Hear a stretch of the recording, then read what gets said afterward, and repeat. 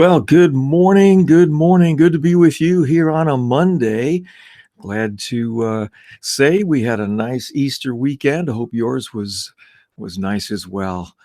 Chance to relax a little bit and just reflect on everything that our amazing Savior did for us and continues to do for us.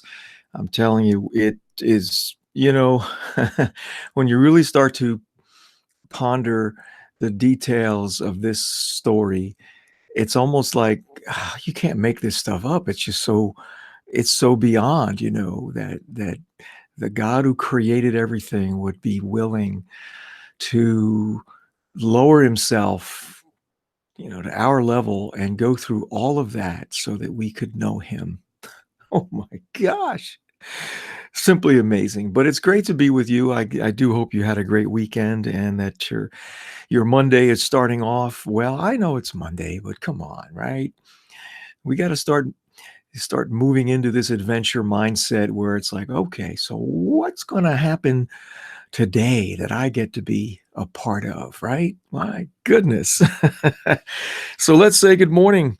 Man, look at all you guys jumping in here right at the beginning. Jackie, good morning. Linda, shalom. Derek, good to see you. And Ted, good afternoon. Cleofe and Carol, good to see you. Jane, good morning. Susan, good morning. Wow, Resurrection Monday is a holiday in Germany. I did not know that. The things you learn just by hanging around here with with this breakfast with Jesus tribe. That's interesting. All right. So we're continuing, or actually finishing up Matthew chapter 10 this morning. And so I just want to read for you the last three verses of Matthew 10, which start at verse 40.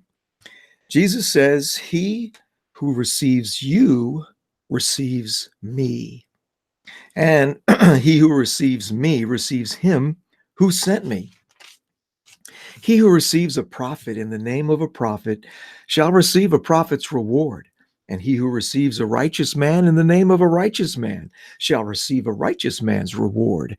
And whoever in the name of a disciple gives to one of these little ones even a cup of cold water to drink, truly I say to you, he shall not lose his reward." Wow. That's a lot there in those three verses. But I want to focus first on, I think, one of the most amazing aspects of what Jesus said to these disciples, and by extension, to you and I. He says, "He who receives you receives me, and he who receives me receives him who sent me." So here he is. This all is centered around when he is sending the disciples out on their first missionary journey. He sends them out two by two into the different areas and cities of Israel.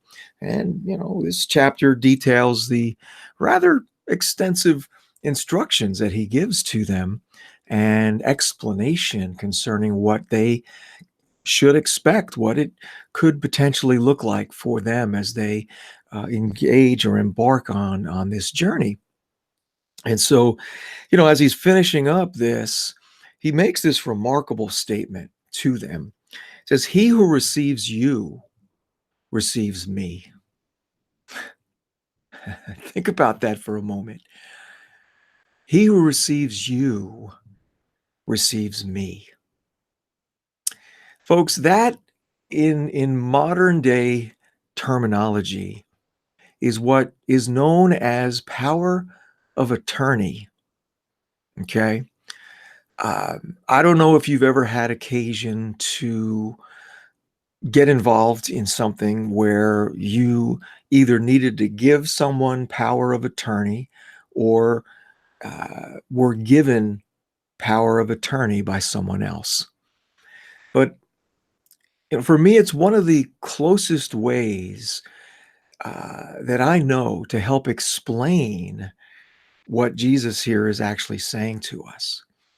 So, just to be clear on the terminology and all of that, I looked up the definition here.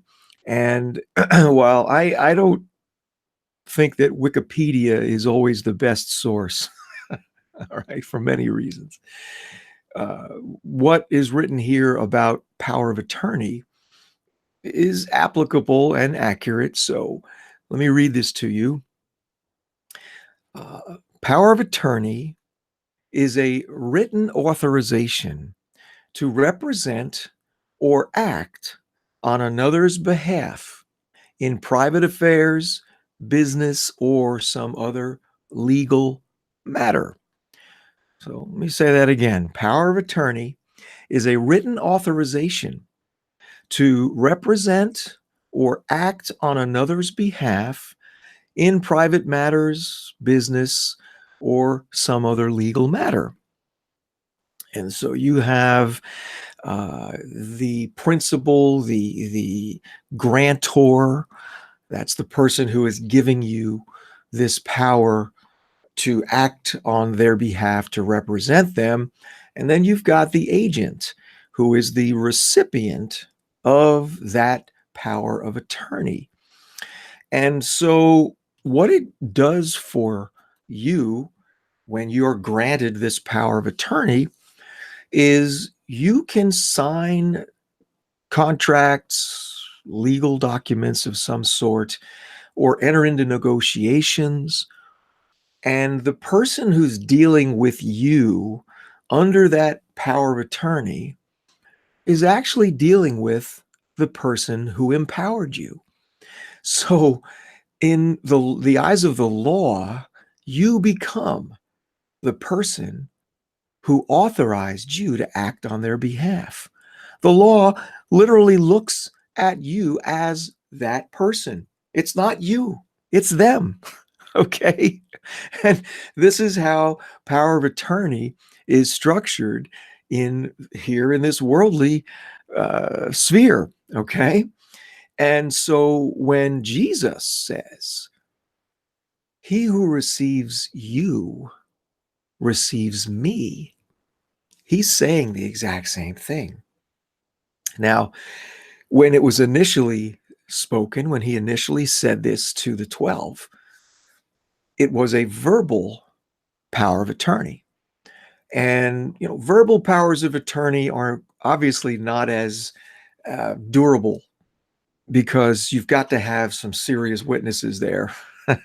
Now, in the case of Jesus, it didn't matter, right? Because his transfer of authority to the disciples was backed up by his Father in heaven, the throne room, and all that, the kingdom of God represents was backing up what Jesus said. So it was pretty much irrelevant that he, only issued this power of attorney verbally. But for us, for you and I, see, it's written. This is now the written authorization that Jesus gave to us. Why? Because we know that when he was getting ready to leave this earth, he spoke to his disciples and he said, "You go make disciples of all nations, teaching them to observe all that I commanded you." All right. So here Jesus is saying to the disciples, "You go out and you now represent me. You be me." All right. You be me. Wherever you go, wherever I'm sending you, you be me. Okay. Whew.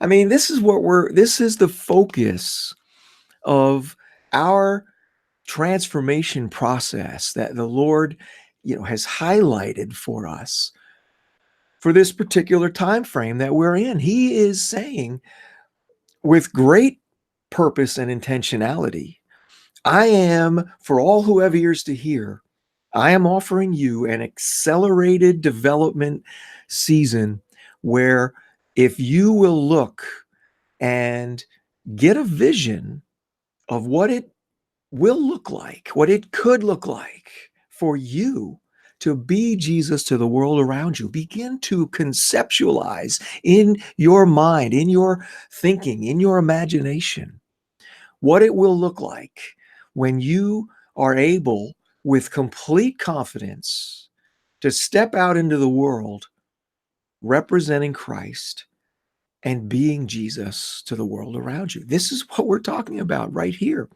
This is the legal basis upon which we can say, without fear of heresy or any other kinds of doubts, that we get to be Jesus to the world around us. He has given us that power of attorney. He says, he who receives you receives me, because it's an extension of his own power of attorney that the Father gave him, because he goes on to say, he who receives me receives him who sent me. So he operated under this same kind of authority structure, that he knew he was sent to represent the Father, to demonstrate the Father, to give people a visible, tangible expression of the true nature of the Father. That's one of the things that Jesus came to accomplish. And we've talked about that many, many times here on this program. And so now Jesus is saying to us, here you go. What I am now doing in my ministry here on the earth, I am deputizing you. I am, authorizing you to do likewise. Now you get to be me to the people that you meet wherever you go, wherever I send you. I mean, it's just phenomenal. And so we have other examples of this in some of the other gospels. Oh gosh, I can't remember let's see where this one was. This was Luke 10:16. He says, the one who listens to you listens to me. And the one who rejects you rejects me, and he who rejects me rejects the one who sent me. But here's a little different take on that. He who listens to you listens to me, he says. And so now as we speak the words that he gives us, right? The truth, the revelation, the prophetic encouragement that the Lord would give us for someone. If someone listens to that, they're listening to Jesus. It's phenomenal. Let's see, what other one did I want to point out? We have John 13:20, which is another example of this. Jesus says, truly, truly, I say to you, he who receives whomever I send receives me, and he who receives me receives him who sent me. So now we can say without question that this applies to all of us, because he says, he who receives whomever I send. And so the whomever is you and I, it's everybody. We all have now been given this same level of authority, this power of attorney to represent and to act on behalf of none other than Jesus Christ himself. And we talk a lot about how we're one with Christ, so that, it's not even that we would do this in the worldly sense, where if I enter into a negotiation or, need to sign a contract or a document on behalf of the person that I'm representing, I'm doing that and I'm separated from them. I mean, that's just, we're humans, right? This is the way it works. My power of attorney allows me to go places and represent someone else in dealing with the affairs that are related to that person, but they're not with me. Well, that's not the case with you and I. See, this power of attorney that we have is also, I guess, what's the word I want? It is further solidified by the fact that we are one with Christ. He dwells in us. We've been put in him. And so we're not simply out there on our own trying to figure out, whoa, well, what do I do now? What would Jesus do? Right? I've talked about that. That was quite an interesting fad years ago, where we all kind of, what would Jesus do? We had the little bracelets, right? WWJD. Well, that, as wonderful as that sounds, it is still operating out of a place of separation from Christ, where I'm like, what would Jesus do? No, no, we're one with him. And so at any given moment, we can say, oh, what are you up to, Jesus? What is on your heart for this person in this situation? Because I'm here as the visible representation of you, Jesus. I'm having this conversation with him. So, what are we going to do here? Is there anything that you want to do that involves me? All right. And so, in the midst of that situation, I can hear from him. I can get a picture in my mind. I can hear a word. He can remind remind me of a scripture verse or something of that nature that will give me a clue. I can get a clue about what is on his heart. And so because I now operate in this place of a power of attorney, right?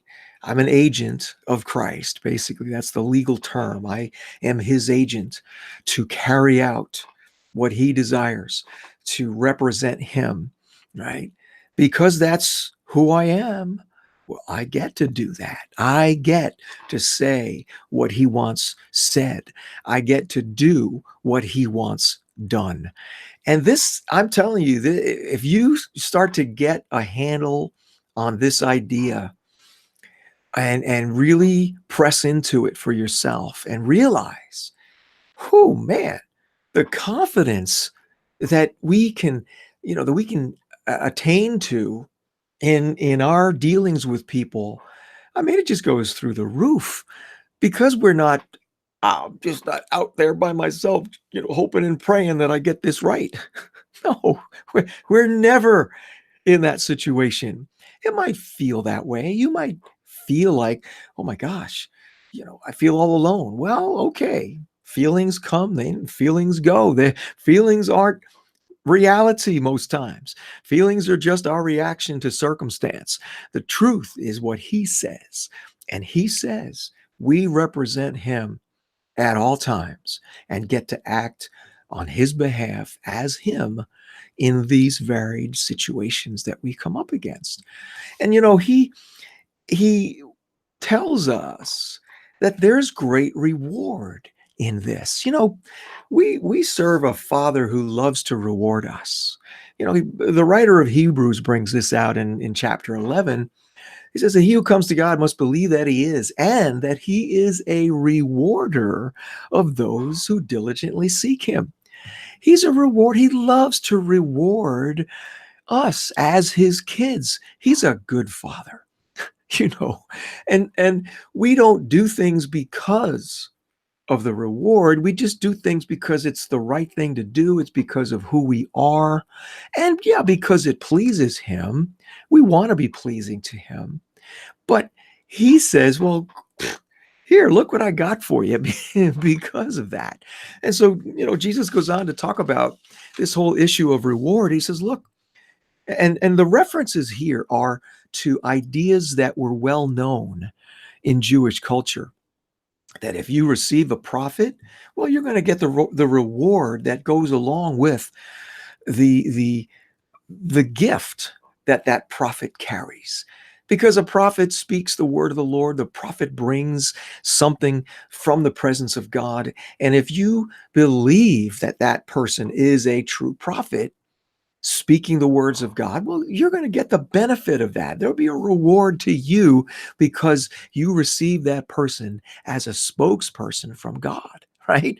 And then he goes on to talk about, if you even receive a righteous person, just because they're a righteous person, there's a reward there. Why? Because that righteous person will bless you by being in your presence, by bringing something that is good to you. There's a reward there. And even, in the name of a disciple, when you bless a child with a cup of water, there's a reward. Well, what is he saying? He's saying that if we will step out and truly walk in this authority that we've been given as sons and daughters of God, the reward that others will receive through us, because you see, they're going to recognize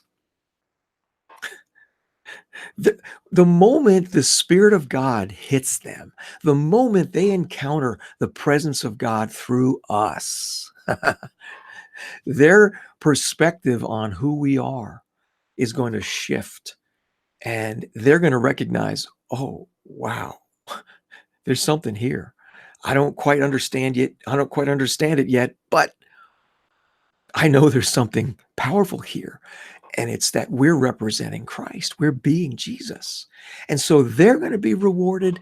And yeah, we'll get a reward too, but that's not the point.